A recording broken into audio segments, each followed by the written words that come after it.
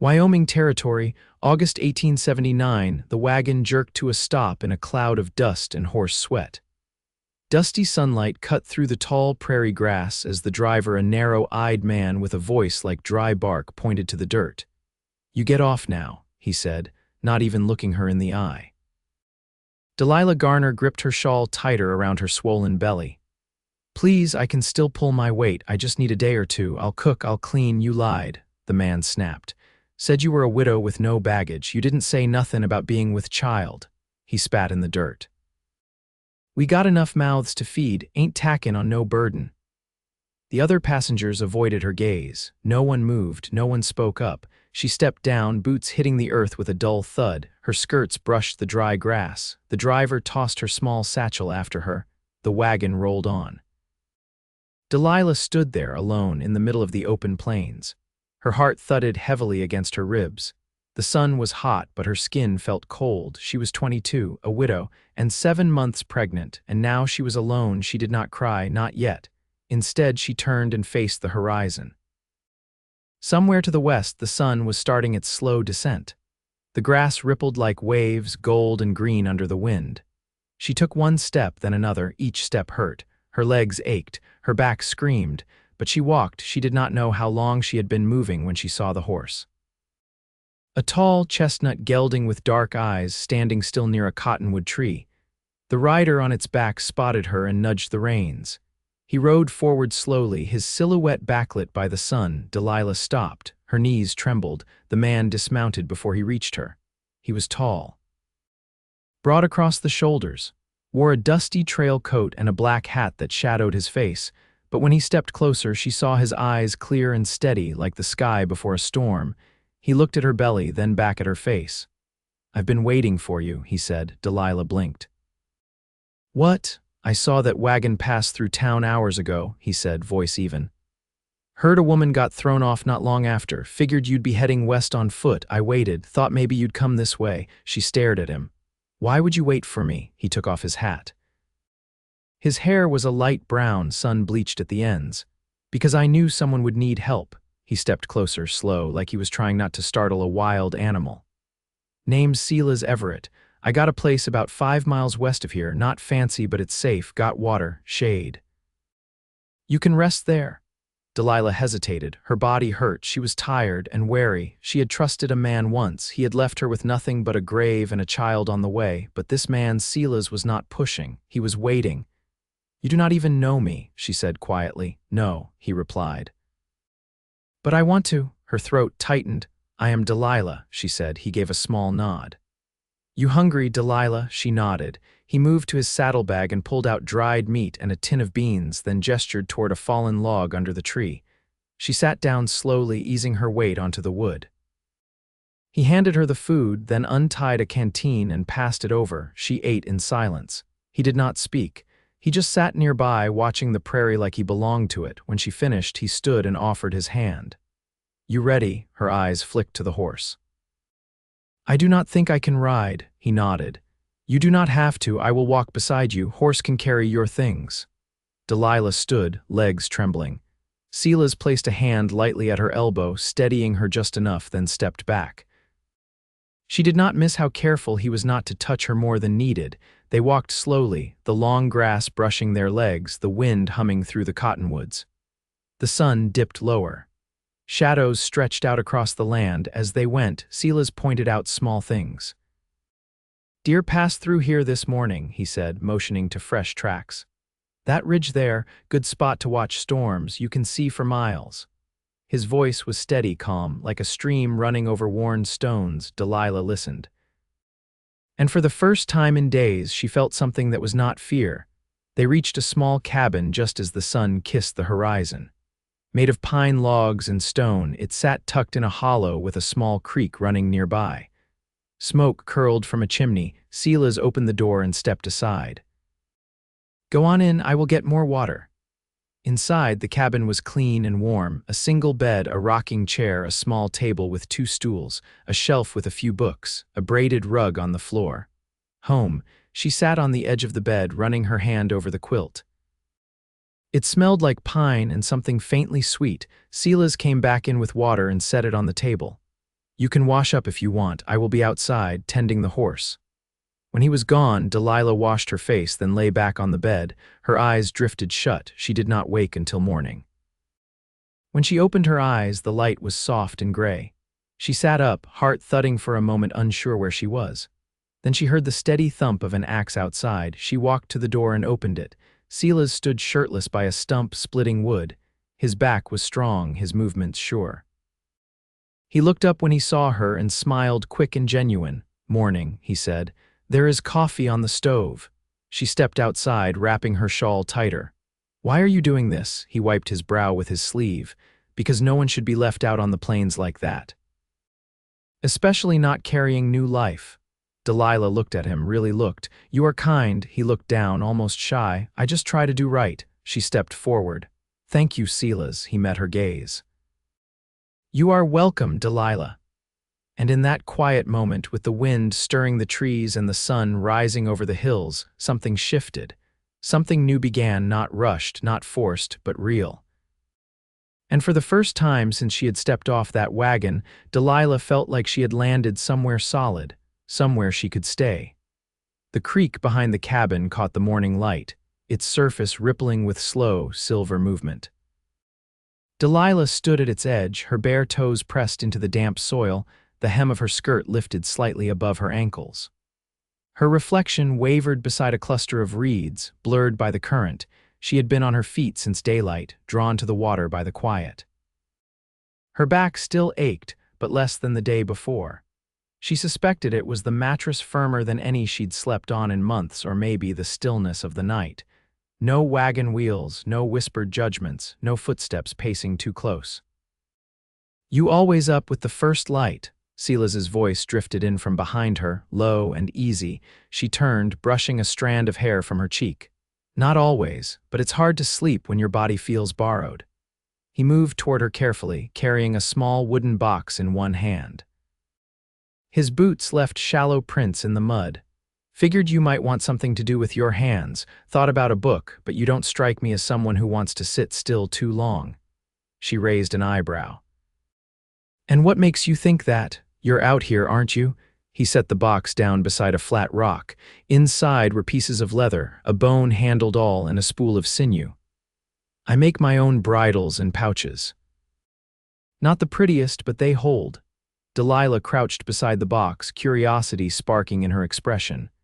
"My aunt taught me to sew with linen and lace. Never tried with hide, same idea, just tougher." She picked up a strip, ran her fingers over its surface. "You always set things out for strangers." Silas crouched across from her, his elbows resting on his knees. "Don't usually get many strangers, and you're not one anymore." She didn't answer right away. Her fingers began working the leather, slow and unsure. The sun climbed higher. Birds flitted between the cottonwoods, their calls weaving through the hush. Silas watched her work, not interrupting, just letting the moment breathe. "I used to think I'd raise children in Georgia," she said finally, keeping her eyes on the leather piece. "Near my family's orchard. My husband had ideas about railroads, though, said there was gold in land out here. Turned out all we found was drought." Silas nodded once. "Mine was Missouri. We had a corn farm, then came the fire. Too dry, too fast, took everything." Delilah looked up. "You were married?" "No," he said. "My folks, 2 younger brothers, I was 15 when it happened, took to the trail not long after." Something passed between them, quiet recognition, not pity. She returned to her stitching. "I don't know where I'm going after this. You don't have to know today. I can't stay here. I haven't asked you to." A hawk circled overhead, casting a dark ripple across the grass. Delilah's hands slowed. "What would you do if you had someone small to keep safe and no place to go?" Silas reached into the box and pulled out a finished pouch, worn at the seams. "I'd look for land with water, decent shade, soil that gives. Somewhere no one looks at you like a burden. And if that place doesn't exist," he turned the pouch over in his hand, "then I'd build it." She met his gaze. "You really believe it's that easy?" "No," he said, "but I believe it's worth trying." The wind shifted, tugging at her sleeve. She looked back toward the cabin. Smoke rose faintly from the chimney, the scent of ash and pine resin mixing in the air. "I should see about lunch," she said, standing slowly. Silas rose with her. "You cook?" Well enough. I'll chop more wood, he said. You holler if you need anything. She paused before heading back. You always this decent, or is it just for show? He tilted his head. I figure if you're going to share a roof with someone, even just for a while, you ought to show them who you really are. Her mouth twitched, not quite a smile, but close. Then I'd say you're doing fine. She walked back toward the cabin, skirts brushing against the wildflowers at the edge of the clearing. Silas stayed behind, watching her until she disappeared through the door. He didn't follow right away. He picked up the strip of leather she'd been working on. The stitches were uneven, the tension too tight in places, but they held. He ran a thumb along the edge, then set it back in the box. The sun was near its peak now, and the grass around him whispered with the sound of wind and something settling in, quiet and sure. The light through the cabin window shifted in bands across the floor, filtered through the limbs of an old juniper just beyond the southern wall. Delilah stood at the table, slicing wild onions with the small iron-bladed knife she'd found in a drawer beside the stove. Her hands moved slowly, steadier now, though her wrists ached by late afternoon. She hadn't said it aloud, but the quiet work helped her breathe easier. Silas returned from the bluff around dusk, his shirt damp across the collar, boots caked with dry clay. He carried a coil of wire slung over one shoulder and a burlap sack of potatoes in the other. The fence near the back creak's sagging, he said as he stepped through the door. Cattle'll push through if I don't brace it. Delilah wiped her hands on a cloth and nodded toward the sack. Where'd those come from? Traded with a neighbor, old couple east of the ridge. He set the sack on the floor and unlaced his boots. Told them you were staying. They sent their regards and enough for stew. He didn't look at her when he said it, just eased into the chair by the hearth and leaned forward, elbows on his knees. She watched him for a moment. You told them about me? She asked. I did, he said. Why? Because you're here. And because I don't lie for the sake of comfort. The air between them shifted, not tense, just heavier. I'm not trying to make a permanent place here, Silas, she said, quieter now. I need to keep moving when I can. I know, he answered, but you're not moving tonight and maybe not tomorrow. So I figured folks ought to know who's under my roof. Delilah turned back to the table, dropping the onions in the pot. I'm not used to being spoken for. I didn't speak for you, he said. I just told the truth. The kettle hissed gently as the stew simmered. She stirred it with the wooden spoon, the scent of roots and meat rising into the air. How often do you trade with them? She asked. When I have something worth giving. Last time was a cured hide and a spare bit of salt pork. She leaned her hip against the table, watching the firelight flicker against the logs. I never learned to barter. My husband did all that. Silas didn't ask about the man. He only said, you'll pick it up. They ate in silence, the only sound the scrape of spoons against the bowls. Afterward, Delilah gathered the dishes, and Silas brought in the last of the firewood, stacking it neatly near the hearth. When the light outside turned indigo and the deer began moving through the lower field, she stepped out to the porch. The air was cool against her skin. He joined her without a word, standing just behind her left shoulder. Do you ever feel like the land is watching? She asked.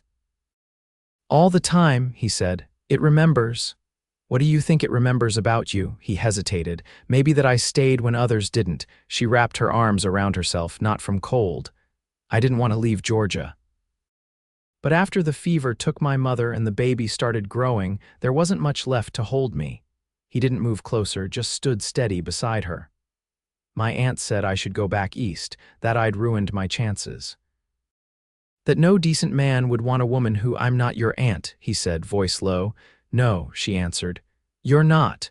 The wind picked up, brushing through the grass and whistling along the eaves. I don't know what your plans are, he said after a while. But if they start with staying a little longer, I'd be glad of it. She didn't reply right away. Her gaze drifted toward the trees where the shadows grew long and the crickets had begun to sing. I'm tired, Silas, he nodded. Then rest. She turned to him. Would it be all right if I kept the lamp lit tonight? Of course.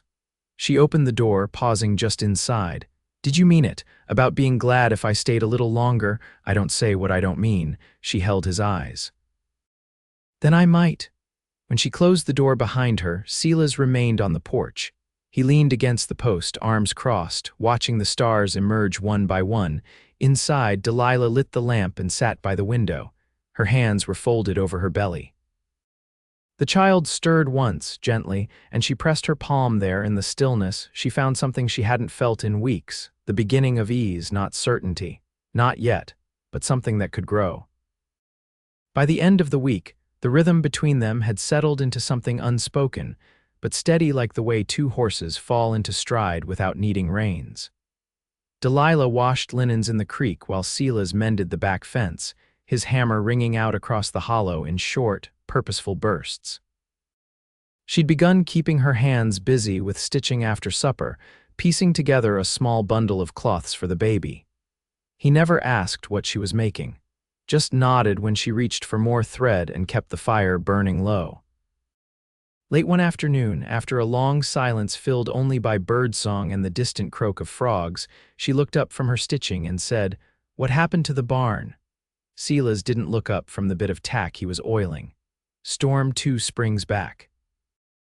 Wind came down off the hills like it meant to tear up the whole world, lost the roof and half the west wall. I've been meaning to rebuild, but other things kept needing done first. She folded the fabric in her lap. Seems like you've done most of it yourself. I had neighbors help with the cabin when I first settled. The rest, yeah, he set the leather aside and wiped his hands on his trousers. I do better with my hands than with words, always have. Delilah leaned forward slightly. I don't think that's true. He gave a quiet breath of a laugh, nothing more. You ever live anywhere long enough to put a garden in? She shook her head. My father tried once, rows of beans and carrots behind the orchard, but that was years before I left. I never planted anything myself. Well, he said, rising to his feet, you'll need food once the baby comes. If you're still here come spring, I'll show you how to work the soil. She looked at him carefully.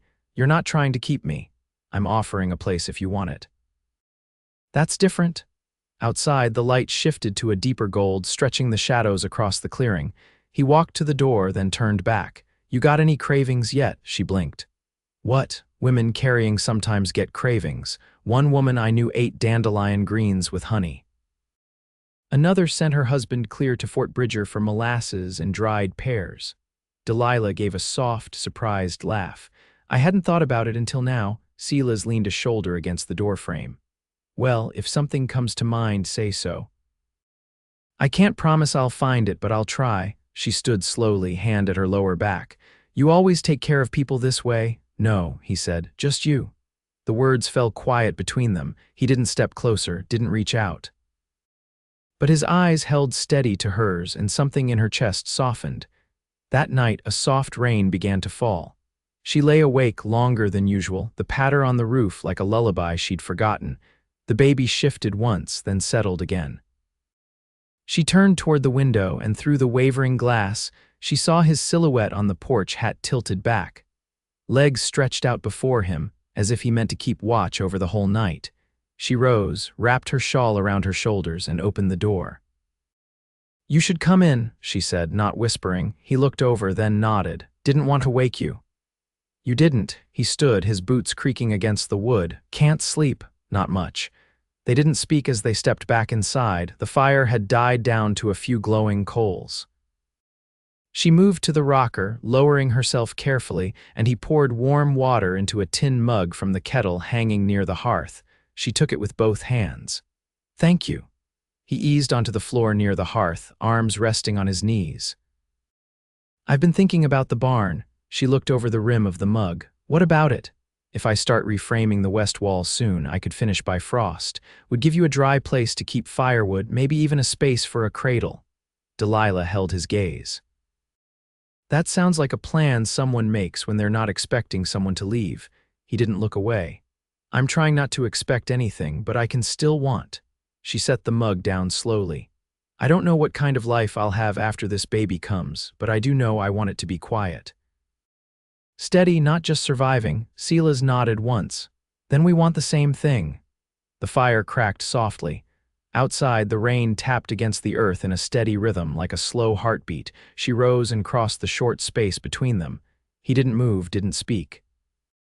She sat down beside him, their knees nearly touching, the warmth of the fire brushing both their faces. "I don't trust easily," she said. "I wouldn't expect you to. But I trust you."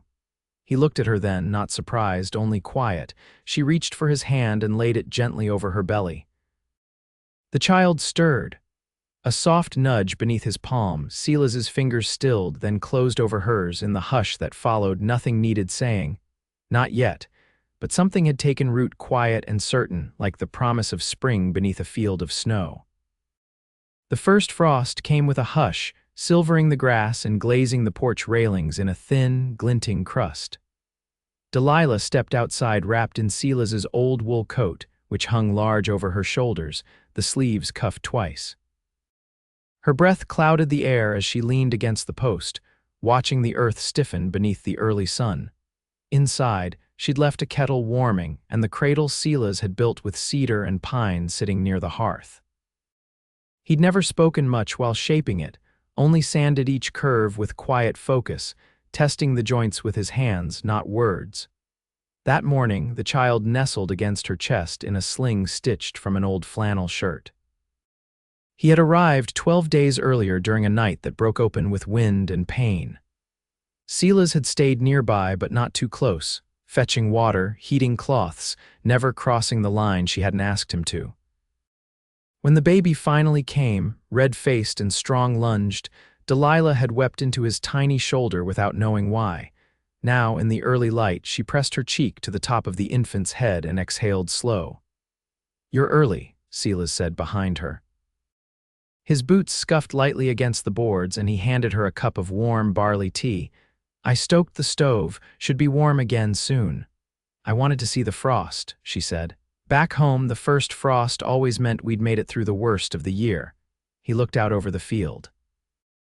"It's a good sign. Ground'll sleep now, gives us time to plan." She sipped the tea. "I've been thinking about that." Silas leaned against the post beside her but didn't speak. "I want to stay," she said. He turned his head, slow and steady.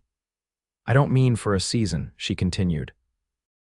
"I mean for good, if you'll have us." Silas's gaze didn't shift away. "You sure? I've known a lot of places that only held me because I had nowhere else to go. This one feels different. You feel different." She adjusted the sling with one hand, the baby still asleep against her. "I want to raise him where I'm not just tolerated, where I'm wanted." Silas reached out, brushing his fingers lightly across the child's small hand where it peeked from the sling.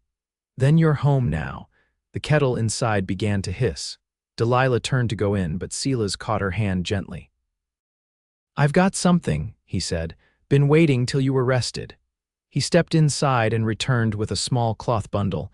Inside was a ring fashioned from silver, smoothed and plain except for one carved ridge around its center. "I traded for the metal last spring. Didn't know what I might use it for then. Guess I do now." Delilah's eyes welled, but she didn't look away. "You don't need to ask, just say it plain." He did. "I want to make a life with you, raise him like he's mine, build what we need, grow what we can. Love you steady every season." She slipped the ring on, her fingers trembling just slightly. "Then we'll do it together." They didn't kiss right away. They stood in the cold morning, quiet, watching the sun rise slow over the ridge, gold spilling across the frostbeaten grass.